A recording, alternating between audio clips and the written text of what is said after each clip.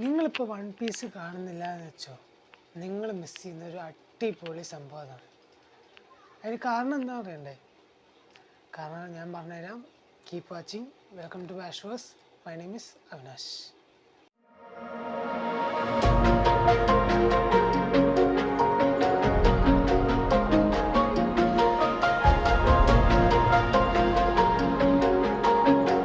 Hello guys, അപ്പോൾ ഞാൻ കുറേ കാലമായി വീഡിയോ ഒക്കെ ഇട്ടതെന്ന് മനസ്സിലായി.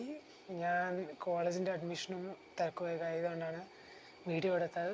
അതുകൊണ്ട് ക്ഷമിക്കണം. ഇനി മുതൽ ഞാൻ കൺസിസ്റ്റൻ്റായിട്ട് വീഡിയോ ഇടാൻ ഞാൻ നോക്കാം. കോളീൻ്റെ റിവ്യൂ എന്തായാലും ഇതിന് വരുന്നതായിരിക്കും. അപ്പോൾ കാത്തിരുന്ന് കാണണം. സബ്സ്ക്രൈബ് ചെയ്തോളൂ. അപ്പോൾ നമുക്ക് വീഡിയോ ഒക്കെ കിടക്കാം. എന്തുകൊണ്ട് വൺ പീസ് നിങ്ങൾ മിസ് ചെയ്യുന്നു എന്ന് ഞാൻ പറഞ്ഞുതരാം.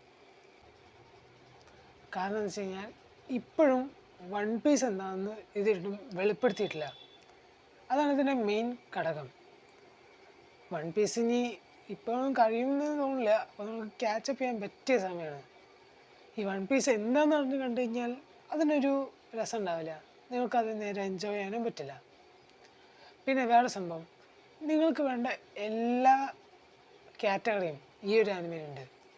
ഇമോഷൻ, ഫൈറ്റ്, പവർ സിസ്റ്റം, അങ്ങനെ പോട്ടെ എല്ലാം, വേൾഡ് ബിൽഡിങ്, അങ്ങനെ എല്ലാ സംഭവവും ഇതിലുണ്ട്. ഇതിലത്തെ ഓരോ ക്യാരക്ടറിനെ പറയുകയാണെങ്കിൽ ഓരോരുത്തർക്കും അവരുടേതായ ബാക്ക് സ്റ്റോറി.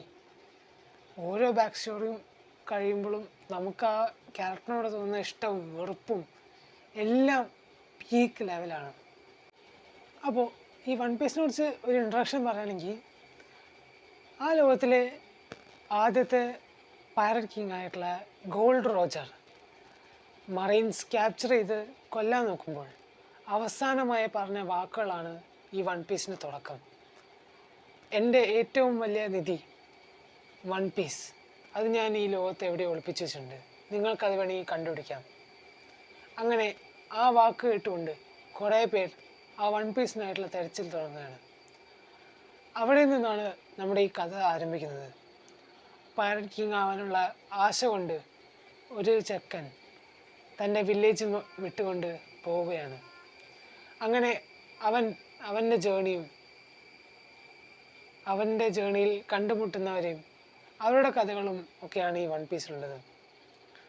ആദ്യത്തെ കുറച്ച് എപ്പിസോഡ് കാണുമ്പോൾ ഇതൊരു ക്ലീഷേ സംഭവമായിട്ടുള്ള ജേണിയാണെന്ന് വിചാരിക്കും.